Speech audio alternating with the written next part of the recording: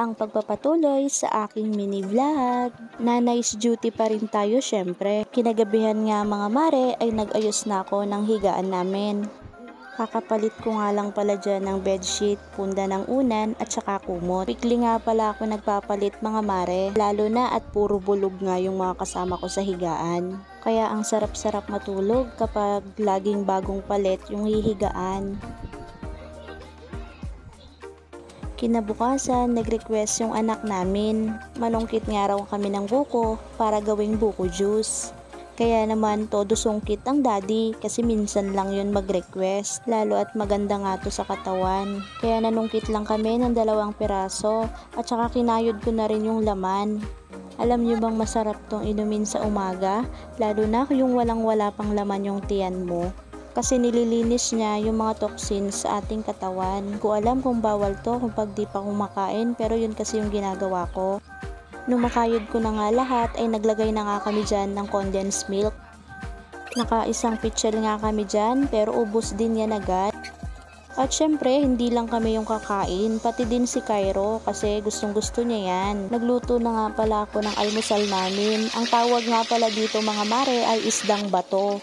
Pero hindi matigas yan ha. At yan, nauna na ngang kumain tong batang to. Alam nyo ba kapag kaisda yung ulam namin, ang dami-dami niyang nakakain kaya nakakatuwa. Sa pusa ko kasi to pinaglihi kaya mahilig sa isda.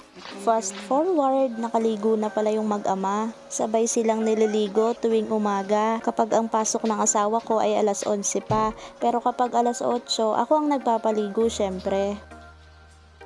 Paalis na yung daddy niya dyan, kaya todo paalam siya. Pero tuwing tanghali ay nag-video call naman sila. Ito nga ay nagulat kami kasi nag-away na naman yung 2 pusa. Habang hinihintay ko nga lang dyan yung asawa ko. Syempre sa akin ang huling kiss. Charis! Ngayon naman ay papaliguan ko na tong mga tuta. Inuna ko nga pala tong si Payat. Takot na takot nga to sa tubig. Pero wala siyang magagawa, mas malaki ako sa kanya. Naglalabas-masok kasi sila sa loob ng bahay, kaya naman kailangan ko silang linisan o paliguan.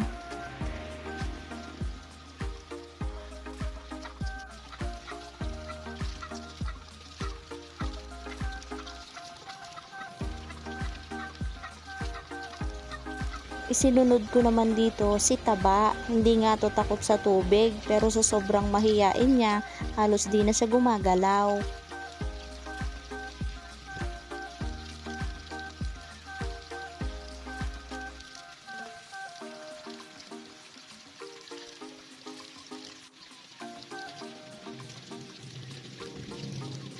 May mga kuto at garapata din pala sila, kaya naman tinatanggal ko din. Yung umiiyak po dyan ay si Payat at hindi itong si Taba. Dito ko muna pala sila patutuyuin sa kulungan ng pusa. At ako naman yung susunod na maliligo. Kaya naman hintayin nyo ang susunod na kabanata mga mare at pare. Pa-like and share na din po mga mare at pare para makaabot din po sa iba. Maraming salamat po and God bless.